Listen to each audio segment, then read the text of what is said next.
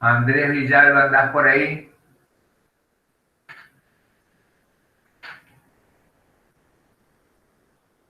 Ibarra Fernanda. Ibarra Fernanda. Cintia Zamora. Presente, profe. Gracias, profesora. Ahí Alexis dice que está presente.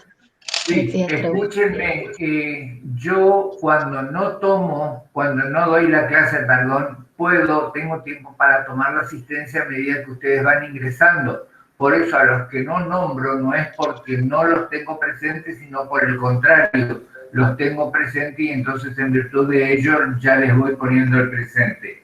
Tomo a los que no vi o a los que no pude, cuando entran muchos seguidos, poder ponerles el presente, así que quédense tranquilos. Hola, profe, es por las dudas porque recién entré y dije que todavía me nombró y no estaba. Bien, Alexis, estás presente. Bueno, habiendo cumplido con los requerimientos administrativos, entramos directamente otra vez al ejercicio práctico número 6, referido a pericia. ¿Sí? La clase pasada terminamos todo lo referente a la liquidación de diferencia de haberes y en definitiva... Profesora, la interrumpo un momentito antes de que siga. Había una tarea, en teoría, que teníamos tiempo hasta no sé qué día para entregar, que tenía anotado que era, creo que hasta el 30 de abril, 1 de mayo. Y después, mirando los videos de nuevo, dice como que no estábamos obligados. ¿Puede ser? ¿O hay que presentar igual la tarea? ¿Y cuál era? Luis, ¿qué tarea hay? La verdad que no de sé qué está hablando. Los comunes. Para los comunes seguro que no es obligatorio. No sé en qué quedaron en los promocionales. A los promocionales quedamos en que en la medida que sea necesario la presentación de algún trabajo, se los vamos a pedir, que es lo que yo voy a hacer para uno de los próximos ejercicios. Pero por ahora no hay obligación de presentar todavía nada. Bien, bien, bien. Gracias. De nada, Sandra. Profe, disculpe, de vuelta yo. Tengo una pregunta de la vida real. Por un empleado de comercio y que le liquidan diferente. No sé si puedo hacer la pregunta. Sí, obvio, claro. Hay dos aumentos no remunerativos. Y a esta persona solamente le están pagando uno. Yo comparé con otros recibos y le liquidan a otra persona de la misma manera. La diferencia radica en que uno, yo sé que está mal liquidado porque le están liquidando jubilación sobre el incremento no remunerativo, cosa que sabemos que está mal, digamos. Pero el otro no remunerativo, que era 7% en enero, 7 en febrero y 7 en marzo, digamos, se iban acumulando, no le pagan. Supuestamente es porque no está en convenio, y yo quiero saber qué quiere decir que no esté en convenio, porque es injusto que realizando la misma actividad, algunos lo cobren a eso y otros no. No sé en particular a qué se refieren y tampoco estoy manejando la escala actual de comercio, pero lo que hacen muchos, o lo que sucede es que por ahí salen las actas de acuerdo, vale decir, está la parte, las cámaras de empleadores y los sindicatos y acuerdan algo, y ese acta ya se sabe, ya se conoce. Vamos a poner, se firma el acta en diciembre y a partir de enero ya hay aumentos. Pero en realidad eso, para que tenga fuerza de ley, tiene que estar homologado, ¿sí? Y entonces mucha gente lo que hace es esperar hasta que esté homologado eso para poder liquidarle lo que sea que surja de esas actas. En realidad no tiene sentido porque ya las partes ya se pusieron de acuerdo, eso ya va a salir de esa forma, pero eso adquiere legalidad con la homologación del acta, ¿sí? Entonces, estimo yo que a lo que vos te referís tiene que ver con eso, que por ahí ese acta aún no está homologada, ese acta acuerdo, digamos, no está homologada, y por lo tanto hay algunos, no sé, me imagino que hay algunos que no le liquidan, digamos, que puede venir por ese lado, y que una vez que esté homologada, que por ahí puede tardar 6 meses, recién, bueno, van a liquidar como diferencias salariales, digamos, pasadas, ¿me entendés? Me imagino que puede venir por ahí, la verdad que no Ay, quiero... perdón que me meta, hay algunos empleadores que ponen así algunas personas fuera de convenio, entonces le liquidan lo que quieren. No sé si eso Bueno, es... a mí me dijeron eso porque el marido de esta chica también anduvo preguntando por otros estudios y le dijeron que el recibo estaba bien y que puede ser porque no está en convenio. A mí me parece raro que Ah, realizando la que misma él no está actividad, en convenio. claro, Ah, que no. puede ser porque no esté en convenio. No le dijo si Claro que sí o está si no, fuera de porque no. convenio. Cuando uno Claro, pone la alta temprana, uno tiene que elegir a qué convenio pertenece, y si no, tiene que decir fuera de convenio, que es donde la mayoría de las veces se pone para los socios gerentes, que pueden ganar lo que quieran y no tienen un convenio establecido. pero estaría Sí. mal porque tiene que estar en convenio, ¿o no? Y bueno, no sé, dependerá de las actividades que realiza, digamos. Si las tareas que desarrolla está dentro de las contempladas en el convenio, sí, digamos. Y sí, atiende en una tienda, así que sí, Y es sí, comercio. en principio pareciera que sí, digamos. Pero por Perdón, eso no Brenda, estoy... permiso. Luis, ¿sí? independientemente de la tarea que realiza, como dice Sandra, cuando comienza la relación laboral, se identifica si está o no dentro del convenio. El estar o no no depende del empleador, depende del empleado.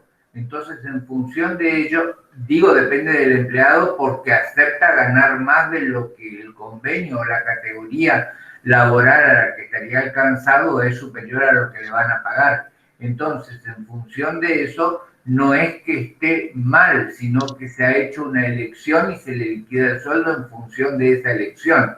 Los casos, como vos decís, de la vida real son muchos y variados. Hay que ver el contexto completo para poder responderte a la pregunta.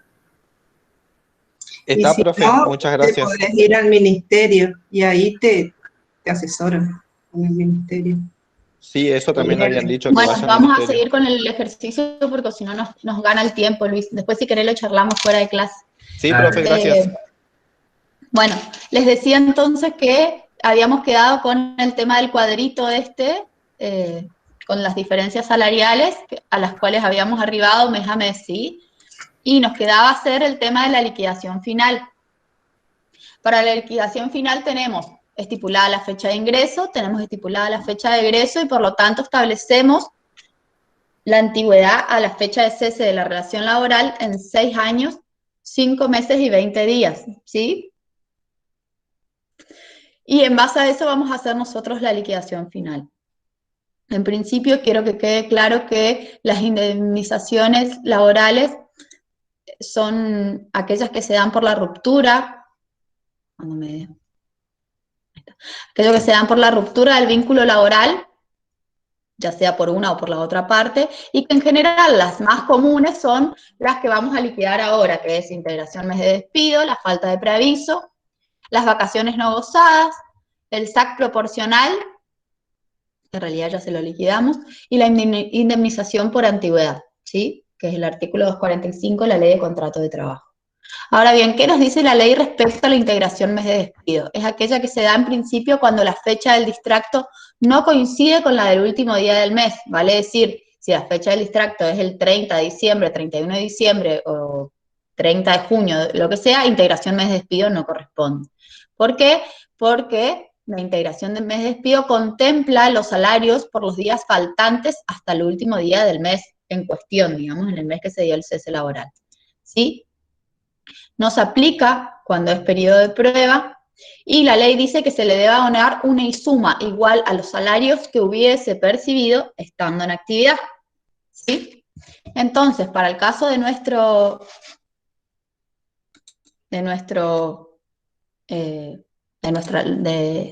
empleado, que la fecha de egreso es el 20 de febrero del 2020, ¿qué les parece a ustedes que vamos a liquidar como integración mes de despido? ¿Por qué periodo vamos a liquidar en principio la integración mes de despido? Por los días faltantes. ¿Y cuántos días son los faltantes? Y Considerando todos bueno, los meses de 30 días. 10 días. Perfecto, entonces liquidamos integración mes de despido por 10 días, ¿sí? Porque son los que faltan en febrero para terminar febrero. Ahora, la ley nos dice que... Febrero no tiene 30, tiene 28 como mucho, 29. Les acabo de decir considerando todos los meses de 30 días. Entonces, considerando todos los meses de 30 días, consideramos que faltan 10 días para la fecha del egreso. Sobre esta pauta, la ley nos dice entonces que por los salarios que le hubiese correspondido percibir, ¿y qué le hubiese correspondido percibir a este trabajador? De acuerdo a las liquidaciones de los meses anteriores, nosotros tenemos sueldo básico, antigüedad y título terciario, lo que percibía en general todos los meses, ¿sí? Aparte de lo que puede hacer de las particularidades de cada mes. Entonces, en principio, para poder determinar la base de la liquidación, tenemos que, para poder determinar la liquidación tenemos que determinar la base. Y la base será justamente estos conceptos que en general percibe el empleado. Básico, antigüedad, título terciario, ¿sí? Fíjense, el básico era de 41.000 pesos, que era el que la habíamos cambiado a partir de enero. La antigüedad era del 8,10% y el título terciario era el 10% del básico, lo que nos da una base mensual bruta de 48.476 pesos. Entonces, ¿cómo hacemos para liquidarles 10 días de integración mes de despido? Hacemos los 48.476,38 dividido 30 por 10. Perfecto. Entonces tenemos los 48.476 dividido 30 por 10, tenemos la integración mes de despido como concepto indemnizatorio, ¿sí?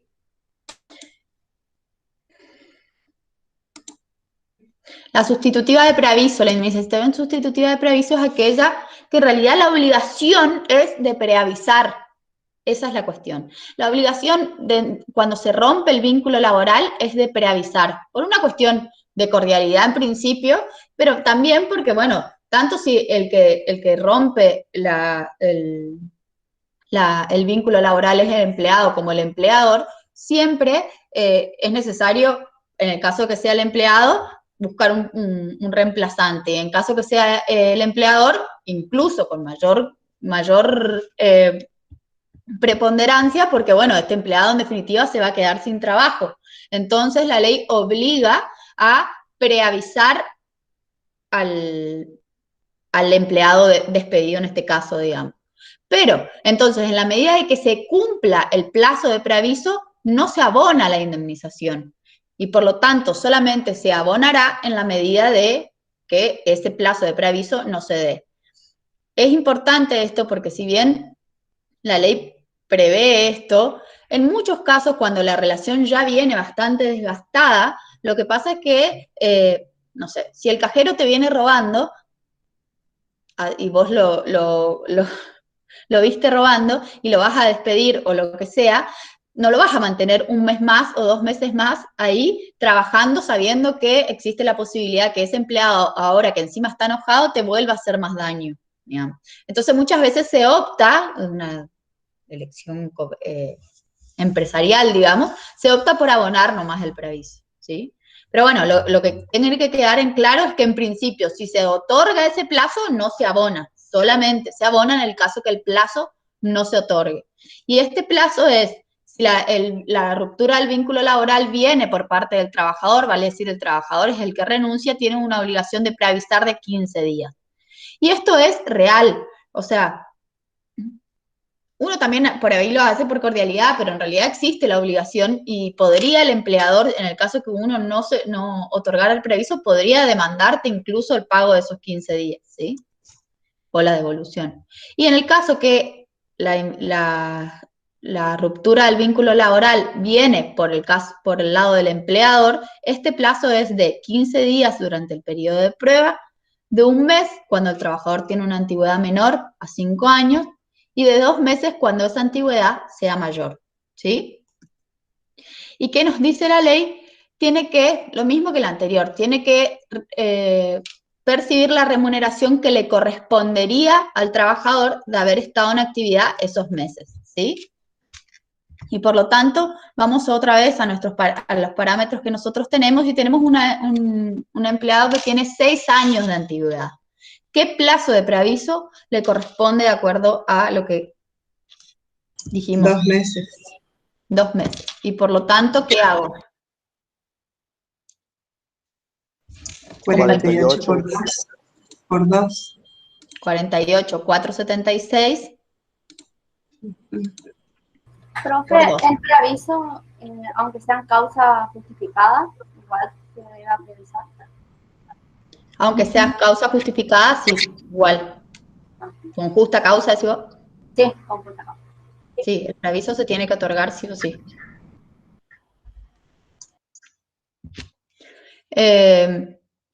Bien, y después tenemos las vacaciones proporcionales a la extinción de la relación laboral, que en realidad ya la veníamos hablando desde el principio, pero es solamente para recordar que estas son las vacaciones en definitiva que el empleado no gozó. Hablamos ya la clase pasada de la particularidad de que en realidad las vacaciones son para ser gozadas. En el único caso que se pagan es cuando en definitiva no llegó el periodo para que las goce y entonces se las abonan, ¿sí? Y debe percibir el salario correspondiente al periodo de descanso proporcional a la fracción del tiempo trabajado. Es decir, que, esto también ya lo veníamos hablando, tenemos que ver cuánto tiempo trabajó y en función a eso cuántos días le corresponde, ¿sí? Y la proporción va a depender de la antigüedad de ese empleado al 31 de diciembre del año de vengamiento. Y esto es importante porque es lo que veníamos diciendo siempre, las vacaciones para ver la cantidad de días que le corresponde de acuerdo a la antigüedad, se debe computar esa antigüedad en el año calendario del que le estoy devengando, digamos, ¿sí? Y entonces, para el caso de este empleado, que fue despedido el 20 de febrero 2020, primero, ¿cuántos días de antigüedad le correspondería de acuerdo a su antigüedad? ¿Cuántos días de vacaciones le correspondería de acuerdo a su antigüedad? 21. 21 días. ¿Y esto de dónde nace? Porque tiene más de 5 años y menos de 10 de la ley de contrato de trabajo. Perfecto. Entonces, en principio, este empleado, si hubiese llegado al 31 de diciembre, o mejor dicho, a octubre, le hubiese correspondido gozar por el año 2020 21 días de vacaciones. Pero como en realidad no llegó al periodo, tendremos que hacer una proporción de acuerdo a la cantidad de días trabajados. ¿Y cuántos días trabajó en este mes? 31 más 20 sería. Ah, trabajó, claro, el otro tuvo 2 pensión. Trabajó 30 días de enero, ¿sí? Claro, 30 más 20, febrero, yo diría. Lo despidieron en el día 20, pero como dice Luis, él no trabajó esos 2 días que estuvo suspendido. ¿También se tiene en cuenta eso o no? No sé, ¿qué les parece? ¿Qué les parece? ¿Tenemos en cuenta los días o no tenemos en cuenta los días? Los 2 de suspensión, ¿no? Los 2 de suspensión no, porque se acuerdan que era que habíamos hablado de que en el caso de que no se tenía en cuenta los días que efectivamente no haya prestado servicio y que en realidad no estuvo a disposición del trabajador por algo que fue culpa de él, en definitiva. Tampoco teníamos,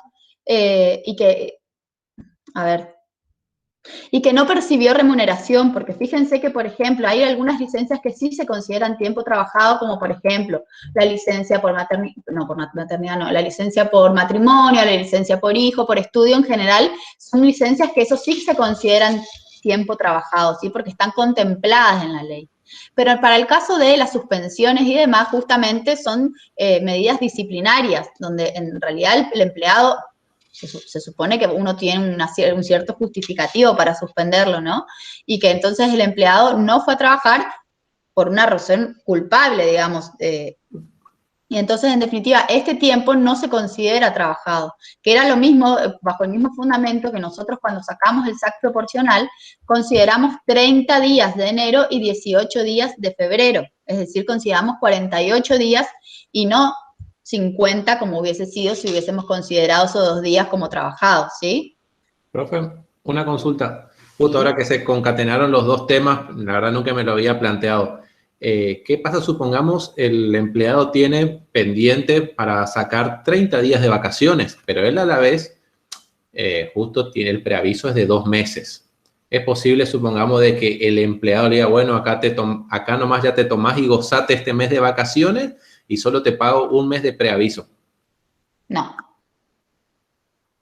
No. No. O sea, tenés que pagarle las vacaciones y otorgarle el preaviso. Claro, pues las vacaciones sí, va a tener que pagarle, obviamente, pero Pero la ley dice que no se tienen que mezclar. Al contrario, podría llegar que supongo que tiene 60 días de vacaciones, que tiene vacaciones acumuladas y justo coincide con el tiempo de preaviso. Entonces el empleador podría decir, bueno, ¿sabes qué? Te pago tus vacaciones, tomate estos 2 meses, pagos obviamente, pero ya no te pago el preaviso, porque justo se cumplen 2 meses. ¿Sabes? Pero dice en la ley también. Ah, está bien, entiendo lo que vos decís. O sea, yo le digo, te pago las vacaciones, ahí la fecha del distracto va a ser cuando él vuelva de vacaciones. Eso es lo claro, automáticamente ya no venga, digamos, tomate y después no venga. Sí, la verdad que puede ser. Porque en realidad el tiempo de vacaciones se considera como tiempo de servicio, digamos. Por eso. Sí, la verdad que sí, que no lo había pensado, pero sí. Sí, porque si tiene 2 meses de vacaciones y ponerle que computa el mismo plazo, sí. Claro, por eso yo la vi y bueno, por ahí bajaba, poniéndose como caso extremo. Siempre suponiendo que estemos dentro de los mismos plazos, que esas vacaciones correspondan, ¿me entendés? Que esté dentro, que lo vas a despedir, digamos, dentro del plazo que corresponde otorgarle las vacaciones. Hay unas ciertas particularidades que se tienen que dar, pero sí. Si vos me decís que si el tiempo de vacaciones computa como tiempo trabajado y podría ser tomado como tiempo de preaviso, sí, está bien, sí, está bien pensado. ¿Sí? Gracias, profe. Se puede hacer eso, ¿no? Pero se te llega a lastimar y ¿qué pasa? Sonaste, vos como empleador. La RT y todas esas cosas cubren. Bueno, pero que siempre en el periodo de preaviso igual sigue estando a tu disposición y por lo tanto si se lastima en el periodo de preaviso también corre a RT, accidente de trabajo y demás. Bien. Entonces, vacaciones proporcionales a la extinción de la relación laboral. Computemos los días primeros. Nosotros decíamos que por 360 días trabajados, vamos a seguir computando todos los meses de 30 días, si el señor hubiese trabajado 360 días, a él le hubiese correspondido 21 días de vacaciones. Pero este señor no trabajó 360 días, sino que trabajó en este mes 48 días de vacaciones. ¿Sí? Perdón, 48 días prestó servicio. Y por lo tanto, le corresponden, por regla de 3 simples, 2,8 días de vacaciones. Vale decir 3. ¿Sí? Entonces, ¿cómo hacemos para calcular las vacaciones proporcionales a la extinción de la relación laboral? ¿Qué les parece?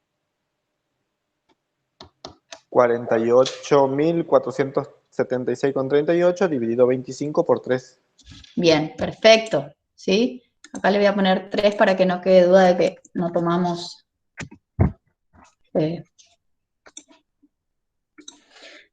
decimales. Entonces, en definitiva, tomo la misma base de cálculo, que son los 48,476, lo divido 25, porque acá estamos hablando de vacaciones, y por lo tanto el día de vacaciones siempre se divide 25 y no 30, y multiplico por la cantidad de días que le correspondería a este trabajador, o por la cantidad de días proporcionales que le correspondería a este trabajador de acuerdo al tiempo de servicio prestado. ¿Sí? Y estos son los 5.817 pesos que tenemos acá. Después, en realidad esto ya lo habíamos sacado antes, pero solamente para recordar y porque quiero que charlemos un ratito respecto a el SAC proporcional sobre todos estos conceptos indemnizatorios que veníamos trabajando. Entonces, el SAC proporcional es proporcional al tiempo trabajado. Según la corriente doctrinaria, también se calcula, hay una corriente doctrinaria que considera que se calcula sobre la integración del mes de despido, la sustitutiva de preaviso y las vacaciones no gozadas, como una 12ª parte del sueldo. ¿Por qué? Porque la ley, cuando habla del SAC proporcional, dice que en realidad es de devengamiento mensual como una 12ª parte del sueldo, pero que se pagan 2 cuotas, ¿sí? Y por eso que nosotros pagamos la mitad en junio y la mitad en diciembre, ¿sí? Bajo esta corriente doctrinaria, entonces, en definitiva, como tanto para el caso de vacaciones no gozadas, como para el caso de sustitutiva de preaviso, como el caso de integración de despido, como la ley dice que tienen que cobrar una suma igual a los salarios que hubiese percibido de estar en actividad, esta corriente doctrinaria dice que entonces, si este empleado hubiese estado en actividad, sobre esa integración mes de despido, también le hubiese correspondido percibir, vale decir, por esos 10 días que en realidad no trabajó, pero si hubiese trabajado, le hubiese correspondido percibir el aguinaldo sobre esto, calculado como la 12ª parte, porque en realidad el aguinaldo es algo que, digo, es algo que se devenga mensualmente, pero que se pagan 2 cuotas, ¿sí? Por eso que contablemente muchas veces se hacen las provisiones mensuales. Entonces, esta corriente doctrinaria, que no es unánime, y ya les adelanto, considera que para el caso de las 3 vacaciones, para el caso de 3 indemnizaciones, como la ley dice, las remuneraciones que le hubiese correspondido percibir de haber estado en actividad, considera que se debe calcular el SAC sobre estos 3 conceptos, calculados como la 12ª parte. ¿Qué quiere decir esto? Que yo tomo la integración de mes de despido y la divido 12, tomo la indemnización sustitutiva y la divido 12, y tomo las vacaciones proporcionales a la extinción laboral de la relación laboral, dividido 12, ¿sí? No es unánime y quiero que quede claro porque por ahí yo les doy esta solución y hay otra parte o otros profesores que toman otra corriente. Ninguna, a ver, realmente, bueno, como todo sucede, todos tienen sus fundamentos, digamos. A mí me parece que en este caso, como estamos desde el lado de la pericia, nosotros peritos estamos ante la obligación de informar al juez. Y después será el juez el que determine si él considera que procede o no procede el SAC sobre la integración de despido, el SAC sobre vacaciones y demás. Pero como nosotros acá estamos informando al juez, yo optaría más por calcular el total de las indemnizaciones, ¿sí? Y después el juez definirá, porque como ustedes saben, el informe del perito no es obligatorio, no es vinculante, digamos. Ahora, si ustedes me dicen que estamos dentro de la otra postura, donde por ahí somos, no sé, los liquidadores de una empresa y demás, bueno, ahí entraríamos a trabajar un poquito más con los grises, digamos, y tal vez nos convendría más no calcularla y no pagársela, porque como hasta incluso la doctrina no es coincidente, ni la jurisprudencia es coincidente, entonces en definitiva uno puede, bajo esos fundamentos, nada, decir que no le corresponde. Pero bueno, les dejo planteado que existe esta disidencia doctrinal y que ustedes van a adoptar alguna en algún momento. Profesora, y en el parcial, ¿cómo? O sea, yo nunca vi que se le quede así, pero ¿cómo esa 12ª parte a mí no me queda claro? ¿Por qué 12ª parte? ¿No es proporcional entonces? El aguinaldo está definido por la ley de contrato de trabajo como la 12ª parte de la remuneración. Así está decidido. Vamos a buscar si quieren la ley de contrato de trabajo. Sí es proporcional. Lo que pasa es que la profe ya tomó como base, no toma el mensual, sino lo que a él le correspondía. Ya estaba la parte de proporción trabajada, digamos, y ahora solamente toma el 8,33%, que es la 12ª parte. Pero sí es proporcional, Sandra. Si es una cosa es el SAC proporcional, eso ya está calculado y en eso no hay discusión al respecto. El SAC proporcional al tiempo efectivamente trabajado no está en discusión, eso se calcula siempre. Pero cuando, a ver si es el 103 era, no, artículo ¿cuánto era? Artículo 103 dice. Pero cuando la ley de contrato de trabajo define al aguinaldo, dice que es la 12ª parte de las remuneraciones que percibe. No, no es el 103. A ver.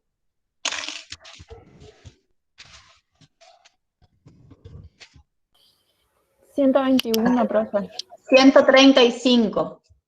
¿Qué nos dice el artículo 135 de la Ley de Contrato de Trabajo? Nos dice que el sueldo anual complementario será abonado en 2 cuotas, que era lo que veníamos diciendo. La primera de ellas el 30 de junio y la segunda el 31 de diciembre de cada año. Aquí estábamos lo que habíamos hablado, que no me acuerdo si era con Luis o con quién, que en realidad la ley establece que sea el 31 de diciembre de cada año, pero que después salió por convención otra cosa. Y después dice que el importe a abonar en cada semestre será igual a la 12ª parte de las retribuciones devengadas en dichos lapsos, determinadas de acuerdo a el artículo 134. Entonces, en realidad, la ley, cuando habla del aguinaldo, dice que es la 12ª parte. O sea, vos tendrías que tomar enero y dividido 12, tomar febrero, dividido 12, marzo dividido 12, y así mensualmente, y la suma de eso es lo que uno tendría que abonarle como primera cuota de junio, ¿sí? Porque es la 12ª parte de la remuneración mensual. Ahora, en este caso, está bien, nosotros cuando el trabajador está en actividad, ¿qué hacemos? Tomamos la mejor remuneración mensual y la dividimos dividido 2 y ahí se terminó el asunto, porque estamos tomando valores de cada una de las cuotas, ¿sí? Pero cuando se extingue la relación laboral, cuando la ley de contrato de trabajo nos dice que estos conceptos se tienen que abonar, como la integración de un mes de despido, por ejemplo, se tienen que abonar como si el empleado estaría en actividad, hay parte doctrinal que considera que por la parte trabajada, efectivamente prestado servicio, nosotros ya le pagamos el SAC proporcional porque lo calculamos. Ahora, por la parte que en realidad no prestó servicio, pero que les tendríamos que pagar como si hubiese estado en actividad, hay una parte de la doctrina que considera que eso de hubiese estado en actividad incluye no solo los 10 días que no trabajó, sino también el SAC calculado sobre esos 10 días que no trabajó, ¿sí? Y ese SAC, ¿cómo se calcula? Se calcula, de acuerdo a lo que establece la ley de contrato de trabajo, como la 12ª parte. ¿Se entiende? Sí, sí, sí. Profe, disculpe, yo tengo en el artículo 123, extinción del contrato de trabajo, pago proporcional.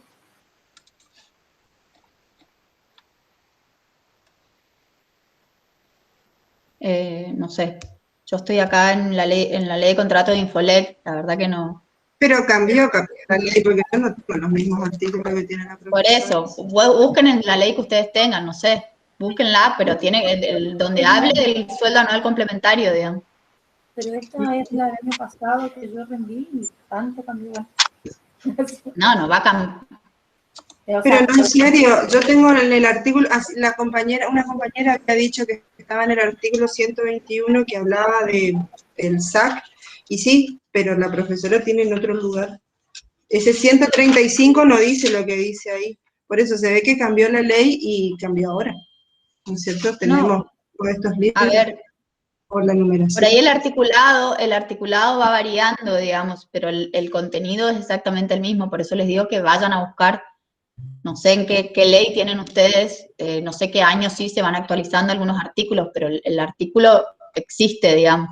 No sé claro, tampoco, no sé tampoco cuál es el que me aparece acá en internet, porque yo puse cualquiera, digamos, pero es Infolec, así que esa debería es la estar actualizada, profesora, sí, nosotros tenemos actualizado. Pero bueno, más allá de eso, a lo que vamos en concreto es que esta parte doctrinaria considera que eso que diga que haber estado en actividad significa que también le hubiese correspondido percibir la parte del aguinaldo sobre esos conceptos indemnizatorios. Bueno, nada. Esto es lo que piensa parte de la doctrina. Hay otra parte de la doctrina que considera que no, que ese tiempo no prestó servicio y por lo tanto no le corresponde, porque aparte, supuestamente el aguinaldo, ¿sobre qué se calcula? No, supuestamente la ley dice que se calcula sobre los conceptos remunerativos. Y entonces, ahí existe un bache, digamos. Si bien la ley dice que tiene que cobrar como si hubiese estado en actividad, sobre lo cual se prenden esta parte de la doctrina para liquidarle la 12ª parte sobre integración mes de despido, por ejemplo. Por otro lado, cuando nos habla del aguinaldo, la ley también nos dice que se calcula sobre conceptos remunerativos, y las indemnizaciones no son conceptos remunerativos.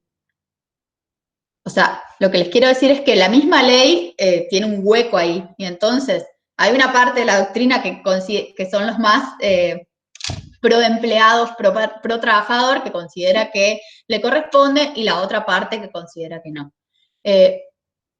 La discusión está abierta, está puesta sobre la mesa, los fundamentos existen. En cuanto al parcial, que no sé quién era que preguntaba, personalmente, si calculan o si no calculan, está bien, digamos, cualquiera de las opciones, a no ser que específicamente el requerimiento pericial sea que calculen SAC sobre integración me despido. De lo contrario, si solamente dice que calculen indemnizaciones, cualquiera de las dos posiciones doctrinarias son válidas, digamos, porque justamente son doctrinarias y porque la ley no termina siendo clara. Solamente se las presento porque yo sé que después cotejan lo que damos acá con lo que por ahí dan otros profesores, y algunos profesores directamente no lo dan y otros sí, y entonces yo les planteo todas las opciones posibles y después ustedes tomen la decisión que les parezca más acorde, digamos, bajo estos fundamentos que les estoy explicando, ¿sí? Pero en cuanto porque en realidad me interesa más que sepan que existe esto, digamos. Después en el parcial les voy a probar igual, habiendo o no habiendo calculado, si ese es el problema. ¿Sí? Claro, esa era mi duda sobre el parcial, profesora, de por ejemplo, no lo calculó porque no sabía que lo tenía que calcular, o tenemos que fundamentar. Yo considero que en este caso no corresponde. Yo considero que ustedes que son mis alumnos, ahora ya saben esto que les planteo, ¿no? Y que entonces... Qué grande, bueno, profe. Después, cuando les tome el final, les voy a preguntar, ¿se acuerdan de lo que habíamos hablado? Nos tiene más fe que nosotros mismos. Las dos posturas, ¿sí? Pero bueno, nada, les dejo las cosas sobre la mesa, y ustedes que ya son grandes y que son capaces de decidir, tomarán después en algún momento alguna u otra postura según corresponda, ¿sí? Pero esto existe y es parte de la doctrina, considera que es válido, digamos. Bien, ¿alguna pregunta más sobre...? Para que quede claro, comparto su posición. Por lo tanto, mis alumnos que entiendan que también estoy de acuerdo con lo que se acaba de discutir. Pasa que yo intento ser medida porque como yo siempre soy pro empleado, entonces no quiero que crean que soy una sindicalista, pero yo les planteo todo y después ustedes lo que la conciencia les dice. Las conciencias y el criterio profesional. Bueno, y finalmente tenemos la indemnización por antigüedad, ¿sí? Integración de despido, no, esto ya estaba. Vacaciones ya hablamos de SAC proporcional. Y hablemos de indemnización por antigüedad. La indemnización por antigüedad es básicamente una protección que hace la ley contra el despido injustificado y arbitrario realizado a los trabajadores. Y en definitiva lo que hace es buscar resarcir el daño que le está por generar a este trabajador que va a perder su fuente de trabajo, ¿sí? Y, de acuerdo a la ley, corresponde liquidar un sueldo por cada año trabajado o fracción mayor a 3 meses. Entonces, si mi empleado trabajó 1 año y 2 días, corresponderá un solo sueldo. Si trabajó 1 año, 2 meses y 28 días, le corresponderá un solo sueldo, y si trabajó 1 año, 3 meses y 1 día, le corresponderán 2 sueldos, ¿sí? Ahora bien, ¿qué es el sueldo? ¿Qué base se toma? Según la ley, dice que se tiene que tomar la mejor remuneración mensual, normal y habitual devengada en el último año de prestación de servicio, ¿sí? ¿Y qué nos quiere decir con esto la ley? Remuneración, vale decir, se excluye conceptos no remunerativos que pudiéramos liquidar, como por ejemplo, en el caso nuestro, las gratificaciones del salario mínimo vital y móvil no eran conceptos remunerativos y por lo tanto ese mes nosotros, a no ser que sea el mejor, excluyendo los no remunerativos, que igual sea mejor, en principio no se tienen que tomar esos conceptos, ¿sí? Mensual, lo mismo. No gratificaciones anuales, no SAC, ¿sí? Porque el SAC no se paga mensualmente, si bien se devenga de acuerdo a lo que veníamos viendo, no se paga mensualmente, ¿sí? Entonces, no se tiene que tomar el sueldo anual complementario. Ojo, por ahí sí el de junio, el mes de junio sí, pero no junio más SAC, ¿no es cierto? Y que sea habitual. ¿Qué quiere decir que sean habitual? Que los conceptos que se le liquidan al empleado sean conceptos que normalmente se le liquidan y por lo menos se le haya liquidado ese concepto dentro del año calendario por 6 meses o bien que haya sido un derecho adquirido. ¿Qué quiero decir con esto? Vamos a suponer que a este empleado durante todo el año le pagaron de los 12 meses contado para atrás, le pagaron 9 meses horas extras.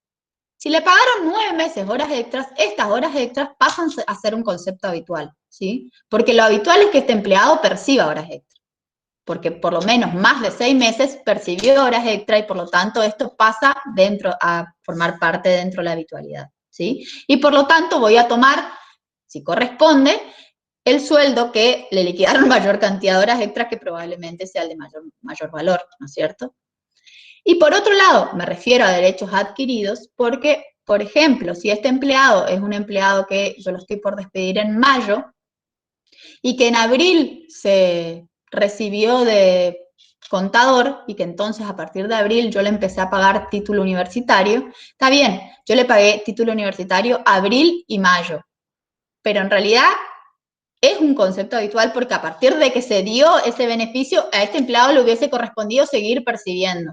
Está bien, no le liquidé durante 6 meses anteriores ese concepto o esa bonificación, pero sí era un derecho adquirido y por lo tanto iba a seguir cobrando esa bonificación, ¿sí? A eso es lo que me refiero con derecho adquirido.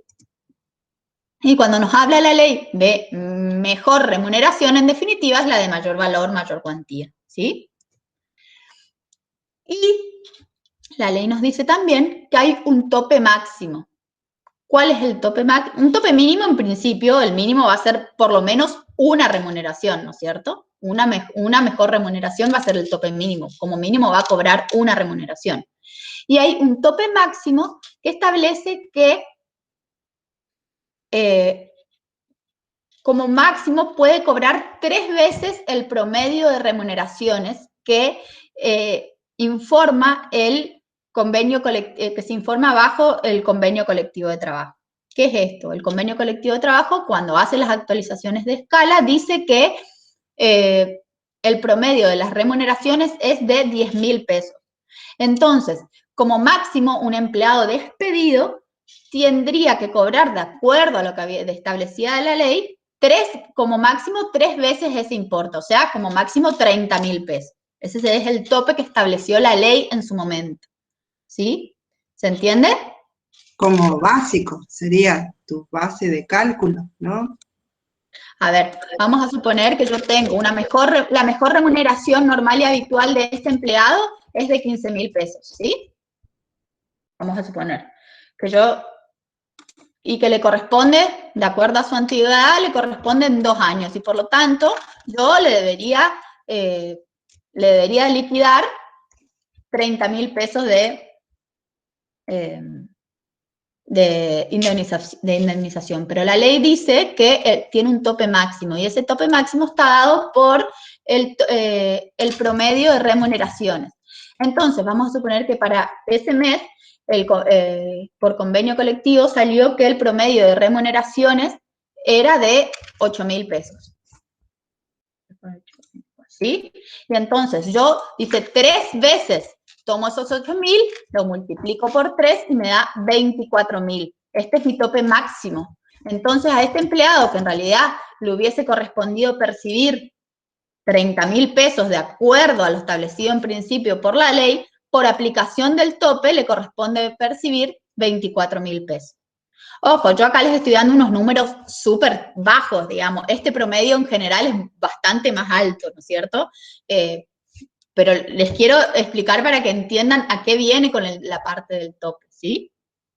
Hay un promedio de remuneraciones que lo informa la parte gremial, digamos, que sacan dentro de los convenios, y eso aplica como tope máximo dentro de, por aplicación del artículo 245, ¿sí? Ahora bien, esto es lo que nace de la ley, así como está. Hubo un caso muy, muy famoso, que yo creo que lo habrán dado en teoría, porque seguramente Víctor está más al tanto de esto, que es el caso Bisotti, que Bisotti era un empleado que tenía una escala que era uno de los más altos, digamos, y que entonces cuando le aplicaron, cuando le calcularon y demás, y le aplicaron el tope máximo, básicamente se le reducía demasiado el porcentual, o mejor dicho, demasiado lo que debía percibir por el artículo 245. Está en todos lados, pues si les interesa, léanlo. Entonces, lo que estableció la Corte Suprema es que, por aplicación de caso Bisotti, de ahí, jurisprudencialmente para todos los demás, se entiende ahora que por aplicación de ese tope máximo no puede haber una reducción mayor al 33%. ¿Sí? El sueldo no puede ser mayor, perdón, la reducción que sufre no puede ser mayor al 33%. ¿Qué quiere decir esto? Que entonces, en definitiva, acá, por ejemplo, por aplicación del tope, tenemos una reducción de 6.000 pesos, ¿sí? Entonces, ¿yo qué hago? A este sueldo que le hubiese correspondido, le aplico el 33%,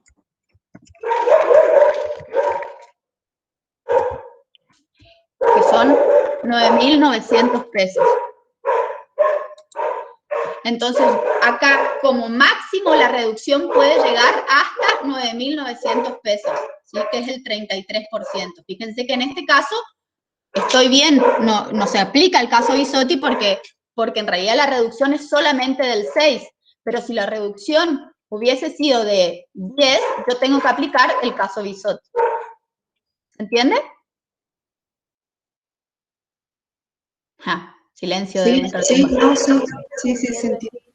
Y en este caso, decime.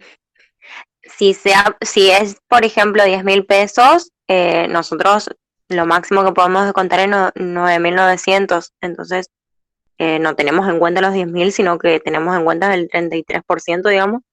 No, en este caso la reducción del sueldo por aplicación del promedio es de 6.000 pesos. ¿Sí? Claro, sí, pero si llegara a ser, hipotéticamente, 11.000 pesos, pongámosle, y vemos que el 33%... Claro, está bien. En ese caso, solamente corresponde reducir los 9.900 pesos y no los 15 que hubiese correspondido por aplicación del tope. ¿Se entiende? Bien, eso es por aplicación del caso Bisotti, que es un caso... ¿Podría poner donde dice 8.000, 5.000? Y entonces vemos en el ejemplo. Bueno, está bien. Entonces acá, si el promedio de remuneraciones hubiese sido 5, fíjense que yo los 15.000 pesos que le estoy reduciendo de la indemnización de antigüedad pasan los 9.900, ¿sí? Y entonces yo le tengo que pagar a este empleado por aplicación por tope de aplicación de caso Bisotti 20.600. Bien, bien. ¿Se entiende? Ah, bien, sí, ahí quedó más claro. Bien. Entonces, este es uno de los casos donde la ley establece algo y después, en definitiva, la Corte Suprema de Justicia, jurisprudencialmente, que en realidad ya está acatado por todos, obviamente, por todos los juzgados ordinarios o juzgados provinciales, en definitiva, ya se calcula de esa forma, ya nadie espera, porque si no puede ir a juicio y demás, digamos, pero ya nadie espera, se aplica el caso Bisotti automáticamente y se terminó el asunto, ¿sí? Pero en definitiva, yo no creo que esto se tome en el parcial en general, yo no he visto, sí en los finales por ahí, pero bueno, quiero que lo sepan y que lo tengan a mano y sobre todo me interesa que sepan que existe, entonces eventualmente cuando ustedes se vayan a liquidar sueldo, se acuerdan de que yo les conté que había un caso que establecía algo referido al tope y después se van a investigar otra vez o vuelven a ver esta clase grabada, ¿sí? Profesora, tiene que leer el chat y va a entender que todos estamos de acuerdo. En serio. Muy bien. Mejor que los de laboral. Ah, sí, bueno, me alegro. Sí, es que lo que pasa es que por ahí los profes de laboral se quedan, no me explican con números, son todos abogados. Yo vengo abogando porque nos metan yo me voy a dar clase laboral sí o sí, porque estamos dando clases para contadores y no hay un contador ahí, digamos. La otra vez estaba hablando con mi cuñado es juez del laboral, y me decía que en el informe pericial que yo le mandé, me dice, al final voy a citar nomás tu informe pericial porque ustedes en definitiva tienen todos unos fundamentos legales que ni mis secretarios cuando redactaron la sentencia están contemplándolo. Y es que en realidad los especialistas en sueldo y en liquidación de sueldo somos nosotros, no sé por qué los abogados se creen... Bueno, no. Lo mismo pienso, profe. Yo vengo de familia de abogados, así que igual esta pelea no la gano, pero bueno. Contadora, continúe con la clase. Bueno, en definitiva, para nuestro caso concreto de la liquidación, vamos a indemnización por antigüedad. Nosotros decimos que tiene 6 años, 5 meses y 20 días. Entonces, ¿cuántos sueldos le correspondería percibir? De acuerdo a su antigüedad. 7, ¿sí? Y entonces, nosotros también estábamos hablando que era la mejor remuneración mensual, normal y habitual del año anterior, ¿sí? Y entonces, en principio, nos vamos para atrás y nos fijamos qué remuneraciones percibió durante el año que nosotros tenemos, ¿sí? En principio, ¿cuál es la más alta? La de enero. Pero la de enero es la más alta solamente porque tiene una parte no remunerativa, ¿sí? Nos vamos a la parte de enero y fíjense que la parte la parte remunerativa es de 40, no es de 40, es de 55.263, ¿sí? Ahora, enero también tiene vacaciones. ¿Vacaciones es un concepto habitual? Sí, una vez por año. Una vez eso mismo. ¿Pero mensual y habitual? No. Una vez por año. En general las vacaciones no se toman como base del coso,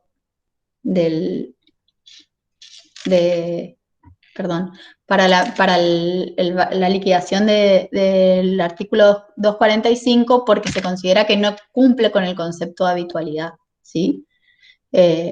Así que, en principio, vacaciones no, al igual de la misma forma que SAC tampoco, digamos.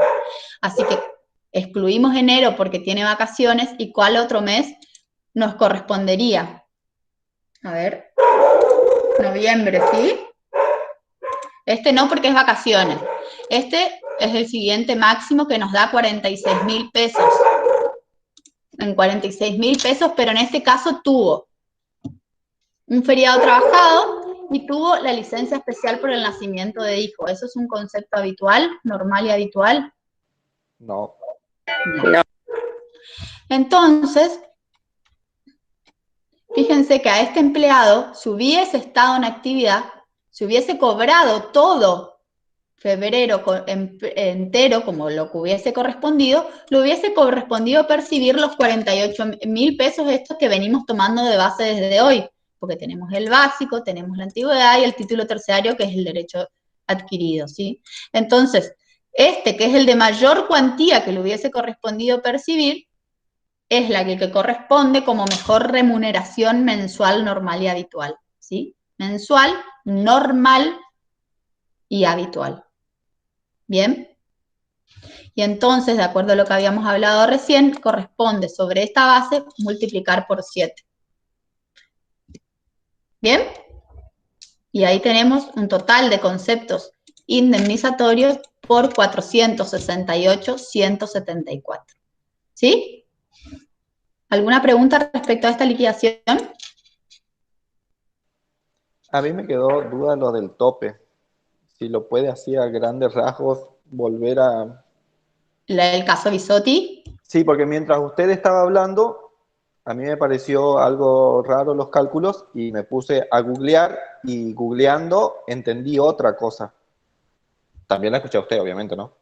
Pero me puse a leer y encontré que dice, como base de cálculo se tomará la mejor remuneración mensual normal y habitual devengada durante el último año o durante el tiempo de prestación de servicios de este si fuera menor. Cabe señalar que dicha base no podrá exceder, o sea, la base, que sería el mes, que la base no podrá exceder el equivalente de 3 veces el importe mensual de la suma que resultare del promedio de todas las remuneraciones previstas en el convenio aplicable al trabajador al momento de despido por la jornada legal o convencional, excluida la antigüedad. Yo considero que de todos, supongamos, comercio tiene vendedor, maestranza, administrativo. Bueno, se suman todos los básicos, digamos, de ellos y se saca el promedio. Este importe, Luis, este importe viene por convenio, no es algo que vos lo calculás. Vos no lo tenés que calcular. Está dentro del convenio.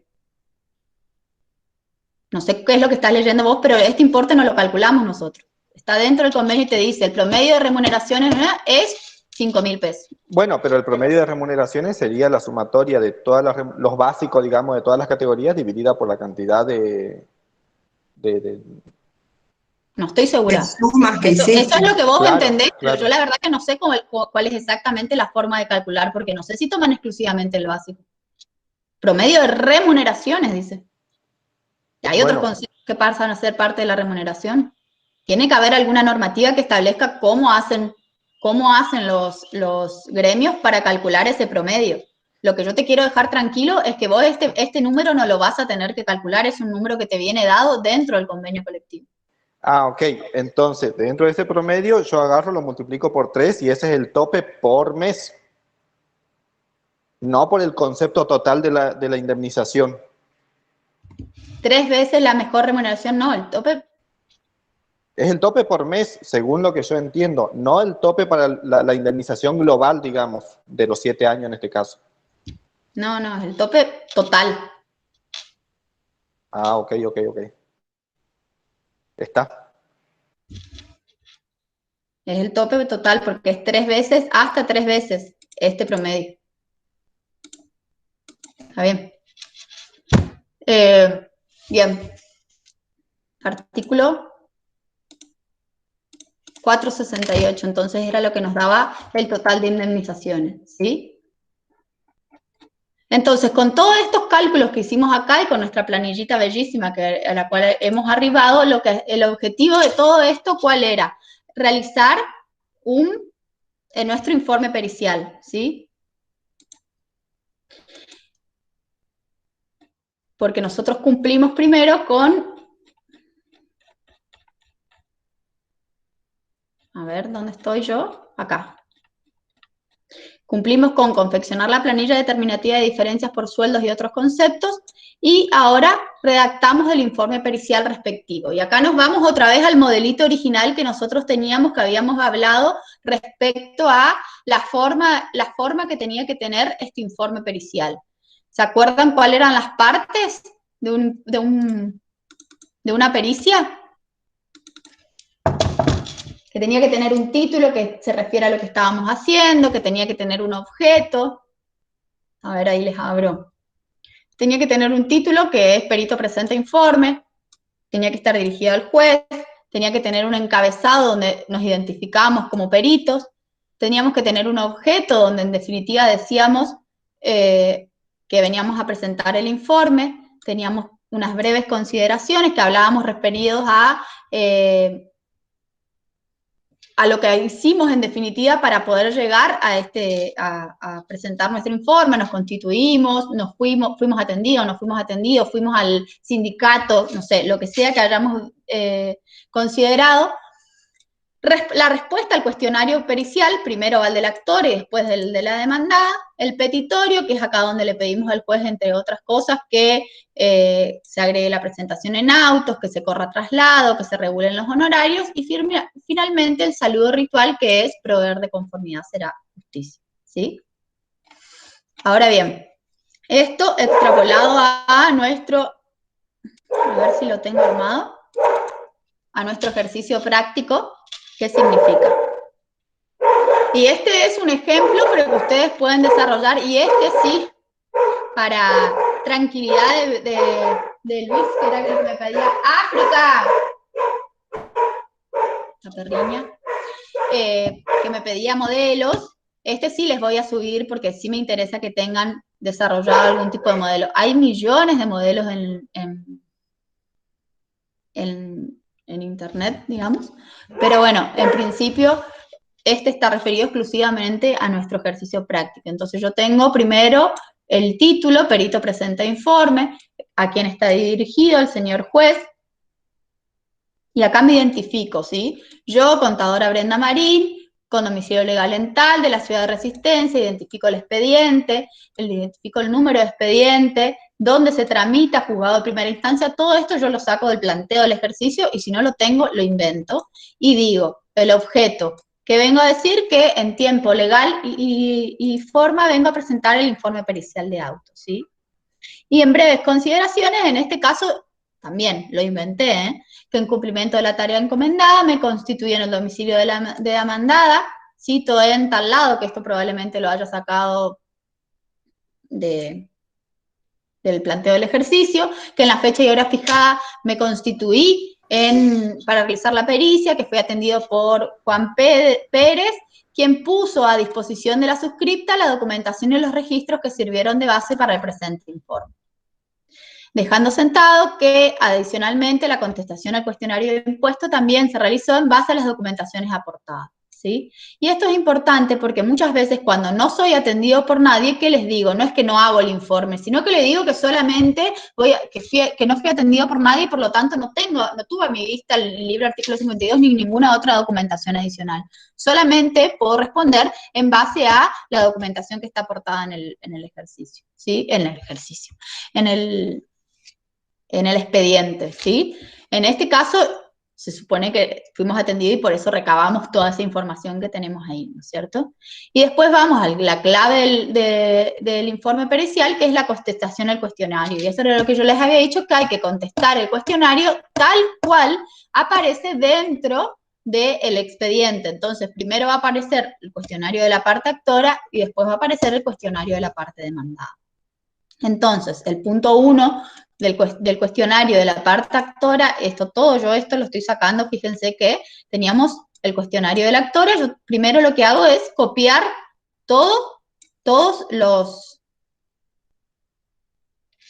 puntos periciales o las preguntas realizadas por la actora. Dentro de esas, si los libros, la preguntita de ritual, si los libros y demás documentación laboral son llevados en legal forma, y si bien es una pregunta de ritual, yo creo que es importante darle al juez la mayor cantidad de información que pueda percibir, que nosotros podamos percibir, porque nosotros somos los expertos en registros laborales. Y porque el juez no ve el registro laboral lo vemos exclusivamente nosotros, ¿sí? Y entonces la información que nazca de ese registro laboral va a ser tenida en cuenta o no por el juez en función del valor probatorio que le merezca a su leal saber y entender este registro, ¿sí? Entonces, como él en definitiva no tiene a la vista, nosotros somos los que le tenemos que decir en qué condiciones lo encontramos. Y si vemos alguna diferencia, dejársela remarcada y que después él en definitiva determine si aquello que sale de ahí es válido o no es válido, ¿sí? Entonces, yo por ejemplo puse que lleva los libros sueldos del artículo 52, que está llevado bajo el sistema de hojas computarizadas, todo esto lo saqué también del planteo del ejercicio, que el número de registros tanto, habiéndose compulsado los registros correspondientes al periodo comprendido entre el mes de septiembre y hasta febrero del 2020, que era lo que supuestamente era el periodo que trabajó este empleado, ¿sí? Acá, por ejemplo, me faltaría a mí, que no sé si no lo dice el planteo, y si no lo dice, sería interesante ponerlo. Fíjense que el registro tiene que ser ex ante, ¿sí? El registro le da fecha cierta a eso, porque si no, de lo contrario, si vos registrás en un libro y después posterior a eso vas y lo haces intervenir por la autoridad de Contralor, se entiende que vos podrías cambiar esos registros, ¿no es cierto? O sea, a ver, vamos a suponer, la demanda cayó en febrero del 2020 y yo tengo que compulsar registros de octubre 2004 y yo veo que el registro que está intervenido por la Dirección Provincial de Trabajo, pero que la fecha de la intervención de ese periodo, que era 2004, tiene con fecha, no sé, enero 2019, ¿vale? Es decir, cuando ya la demanda de ese empleado ya estaba presentada. Entonces, eso me da una cierta pauta o me permite a mí inferir que por ahí, que esos registros en realidad se imprimieron una vez que se enteraron de que existía esa demanda, digamos, y entonces puede haber algún tipo de alteración. Por eso que es importante que la fecha del registro sea ex ante, ¿sí? Que sea antes de la registración. Y es importante dejar sentado de qué fechas son justamente las rúbricas efectuadas por la Dirección Provincial del Trabajo para que, en definitiva, el que haga este análisis sea el juez. Y si de hecho el registro está hecho con fecha posterior, vamos a decir, yo estoy controlando sueldos de febrero del 2020 y no sé, la fecha de rúbrica es enero 2021, yo le tengo que decir que encontré esa diferencia, porque en realidad, de acuerdo a la ley, eso no está llevado en legal form, ¿sí? Una pregunta, profesora. Ese periodo dice del 2013. ¿Se supone que la pericia abarca desde que ingresó o nos dicen, yo quiero que vos te fijes estos periodos nomás? Y se supone que uno va a... lo primero que uno hace es sacar todos los datos del empleado, digamos. Y como la fecha de ingreso del empleado es septiembre de 2013, vos pedís, cada perito puede hacer como sea. Yo les cuento lo que yo hago. Yo pido el registro desde septiembre de 2013. Ahora, no me pongo a ver registro por registro ni loca. Más que son unos socotrocos así, que se salen las hojas, pero yo los pido mínimamente para saber que los tienen. ¿Sí? Y me anoto las fechas de rúbrica. Por ejemplo, de septiembre de 2013 a noviembre de 2016, fecha de rúbrica tanto, como para yo ir sabiendo más o menos que los registros no se hacen con tanta diferencia, digamos, de tiempo, ¿sí? Y después sí voy específicamente, por eso yo ya me anoté el número de legajo del empleado, me voy al legajo de ese empleado y en algunos meses, o sea, selectivamente en algunos meses, voy a mirar a ver, sobre todo si, por ejemplo, tengo algún recibo de sueldo que estaba aportado, llevo el recibo de sueldo, una copia del recibo de sueldo y controlo que lo que está en el registro coincida con el recibo de sueldo que yo tengo. ¿Por qué? Porque de esa forma yo le estoy dando validez. Eso que está en el registro tiene que ser coincidente con los recibos de sueldo, digamos. Si el periodo de relación laboral son 10 años, no controlo liquidación por liquidación. Controlo selectivamente algunos meses y voy después puntualmente a lo que me interesa, ¿no es cierto? Eso por un lado. Y después, si el periodo es cortito, digamos, bueno, si el empleado trabajó 2 años, no me cuesta nada y ahí sí voy mes por mes y soy un poco más puntillosa porque, bueno, en definitiva son 24 meses nomás, digamos. Pero Pero bueno, también depende de la particularidad de la pericia en la cual estás trabajando, digamos. También en la ley laboral hay una prescripción bianual respecto a remuneraciones, vale decir que si el empleado se presenta ahora en el 2020, 2021 estamos ahora, si se presenta en el 2021, él no puede reclamar diferencia de haberes de 2 años, más de 2 años para atrás, no puede reclamar diferencia de haberes del 2021, 2017. ¿Sí? Entonces, en realidad, esas remuneraciones efectivamente no me sirven, digamos. Lo que pasa es que por ahí las preguntan igual, y si por ahí el dato no me significa tan engorroso y demás, yo la información se la doy. Ahora, si me están diciendo que les dé las remuneraciones percibidas mensualmente por el empleado durante 10 años, no, yo no soy auditora, yo soy perito, digamos, pregúntame algo puntual. Entonces ahí sí le digo que hay que la ley establece una prescripción bianual y que por lo tanto se informan 2 años para atrás y que aparte no hacen anarquía de la cuestión, digamos. Pero bueno, por eso es como para ir viendo el caso puntual que se va planteando, digamos, ¿no? Pero no todos los registros, si son todo ese periodo, no, digamos, no. El punto número 2 es si de los mismos surge como registrado el actor, indicando en su caso fecha de ingreso y egreso y demás, y ahí yo les pongo todos los datos que yo saqué del registro. El punto 3, informa al perito si la empresa demandada tiene previsto cambio de la sede social a países limítrofes, fecha, domicilio probable y otros datos vinculados a la situación. Y acá, en el planteo del ejercicio, nos decía que en la audiencia de trámite, el juez dijo que este punto 3 del cuestionario de la parte actora no se debía responder. Ahora yo lo dejo escrito en mi informe, lo plasmo en mi informe porque no lo puedo saltar porque eso está dentro del coso. Pero ¿qué digo? Que en audiencia de trámite, glosadas hojas números tanto, su señoría hizo lugar a la oposición planteada por la demandada, motivo por el cual no procedo o no se procede a dar respuesta al presente requerimiento.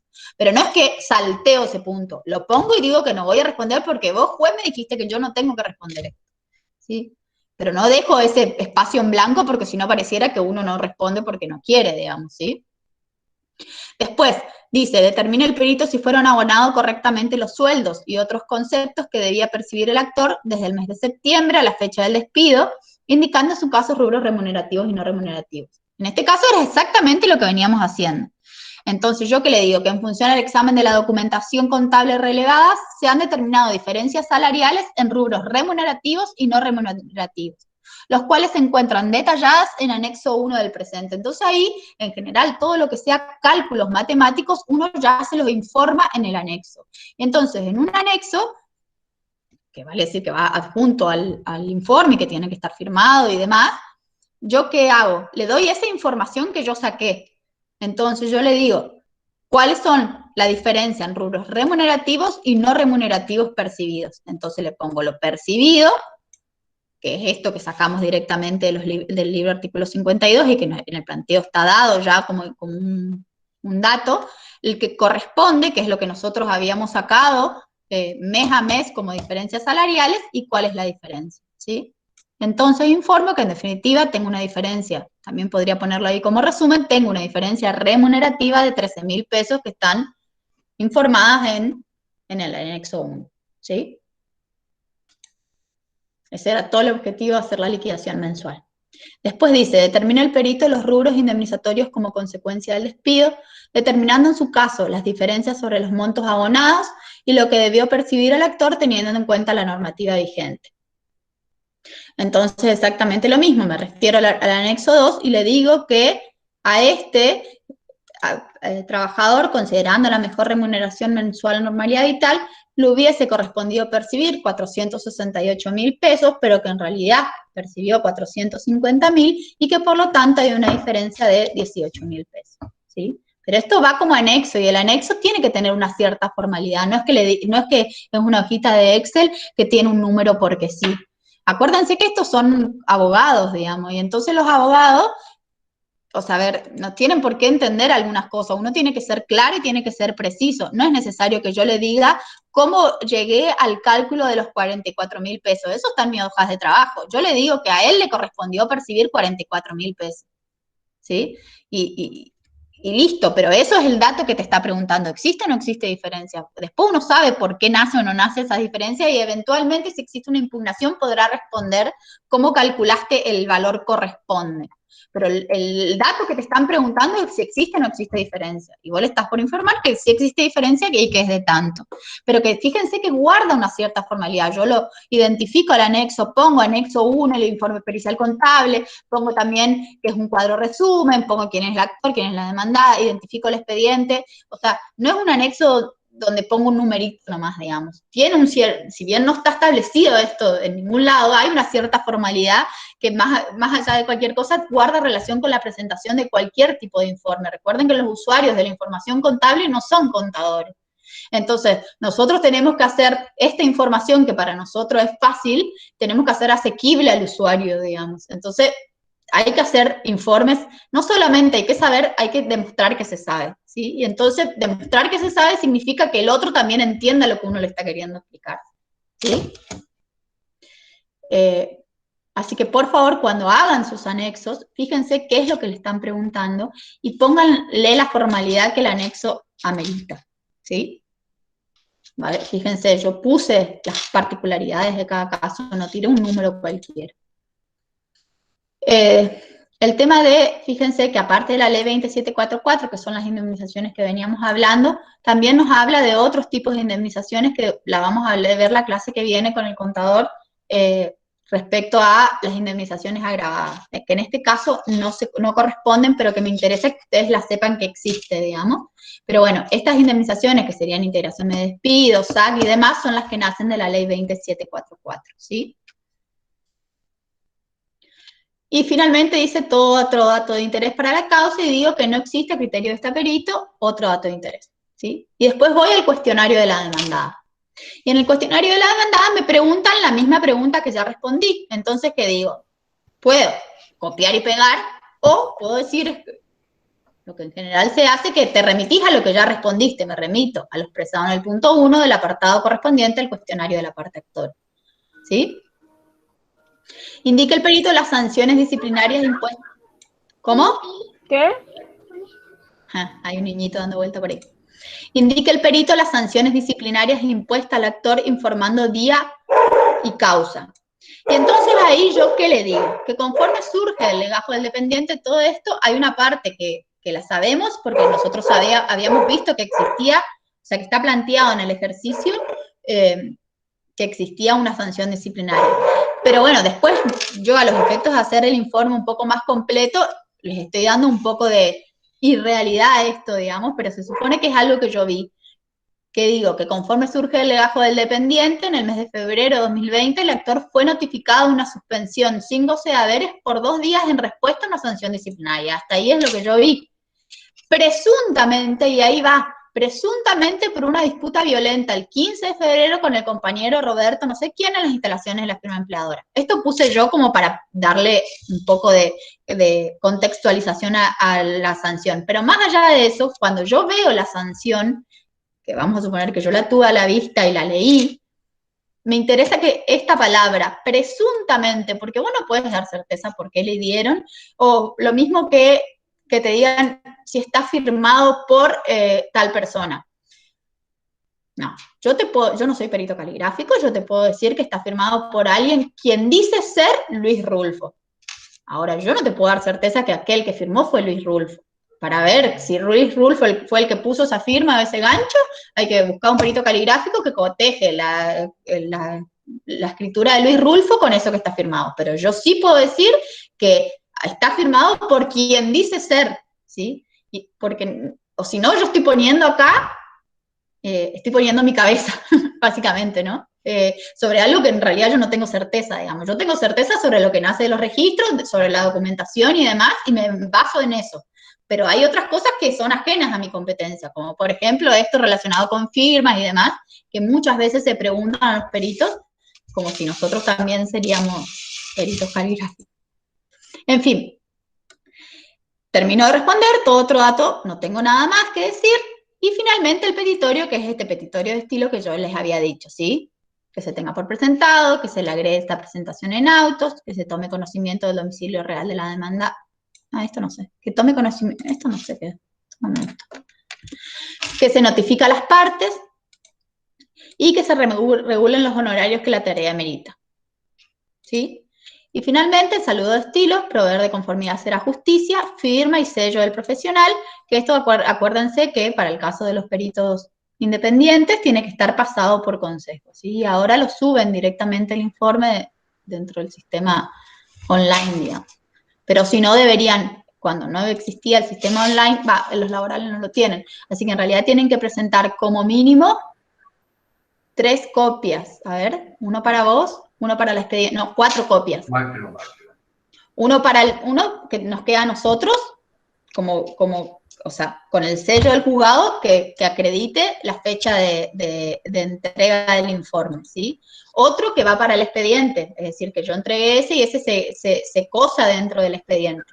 Y después, tantas copias más como partes hubiera. En principio va a haber un actor y una demandada, y como lo que yo le estoy pidiendo es que le corran traslados, es decir, que trasladen, diferencia entre vista y traslado, que trasladen esa información a las partes. Entonces, cuando la notifican a las partes, le dan una copia de eso porque es un traslado, ¿sí? Entonces, yo como mínimo tengo que presentar, en principio, 4 copias. Uno que queda para mí, uno para el expediente y una para cada parte, ¿sí? Todas pasadas por consejo. Profe, ¿y cuánto, o sea, cuando pasan por el consejo, todo le cobran? ¿Esto también cobra el consejo? ¿Le cobra? Sí, esto también. La certificación de firma se cobra, pero no sé si es caro. La verdad que no tengo idea, Luis. ¿No tenés alguna idea de los precios? No, la última que tengo eran de 2.500 por cada escrito, sin tener en cuenta la cantidad de hojas. Sí, ¿Es lo mismo que para no sé. las certificaciones, más o menos, el mismo importe? ¿Para manifestaciones de bienes, certificación de licitud de origen de fondo y eso o no? Porque eso estaban cobrando 4.200. No, Luis, hay si lo tenías a mano, hay un vademecum con cada uno de los honorarios que se cobran por cada uno de los trabajos. En función de eso es lo que se aporta al consejo. Ah, perfecto, gracias, profe. Bueno, en definitiva, ahí termina nuestro ejercicio y en principio terminaría la labor pericial. Recuerden que este informe también puede ser, que lo que habíamos visto, puede ser observado, impugnado por alguna de las partes, y entonces nosotros tenemos la obligación de responder esas impugnaciones o observaciones, también por escrito y demás. Pero bueno, en principio, después, en función a esto, nos regularán honorarios una vez que salga la sentencia firme, ¿sí? No sé si quedó algo en el tintero, más allá de las indemnizaciones que la vemos la clase que viene. ¿No? ¿Quedó todo clarísimo? ¿Como el agua? Sí, muy, muy claro, profe. Bueno. Y ahora quiero abrir debate. Ahora que somos 55, debatamos. No, en el último minuto. Estábamos hablando con el contador. La clase que viene es el martes. Con el contador vamos a dar la parte de indemnizaciones porque consideramos que dentro de los ejercicios complementarios es el que por ahí puede generar un poco más de inconvenientes, digamos, más allá de que podemos hablar sobre cualquier otro, así que el martes que viene vamos a dar eso, ¿sí? Y el jueves sería la clase de repaso, previa al parcial.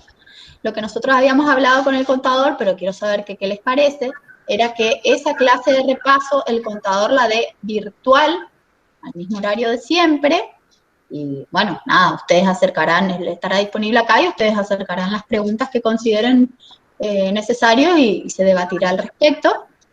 Y mi intención era dar ese mismo día presencial, pero si están dispuestos a ir, yo sé que no todos pueden, hay gente que no, nadie está obligado, digamos, pero me parece como un poco más para poder ponernos en contacto también bajo las mismas condiciones, digamos, barbijo y demás, y respetando los protocolos.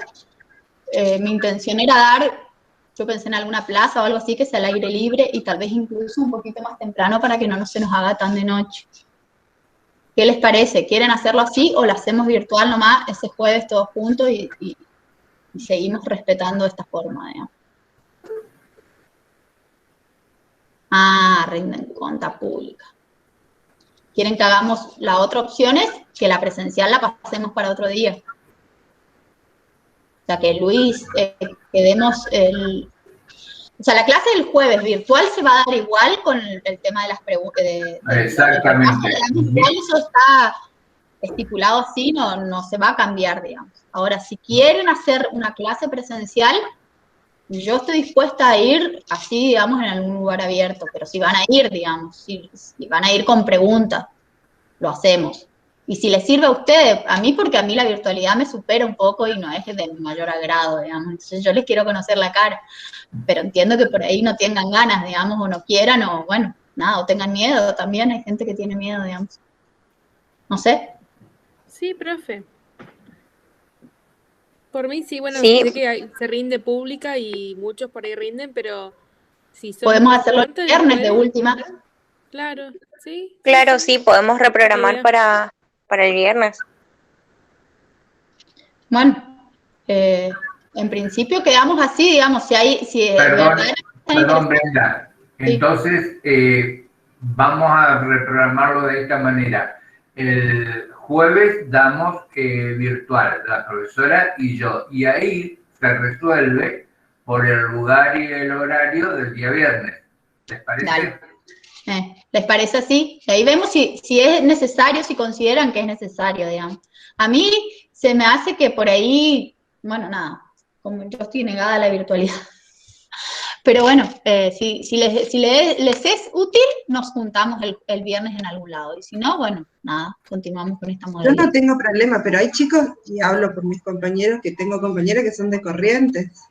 Por eso les digo, al de Corrientes y que no quiere cursar o que no quiere venir y no puede, la clase no es obligatoria, digamos, y siempre está abierta la clase de repaso ese jueves, que es la que está programada. Eso no se corre, eso va a estar así porque está por calendario.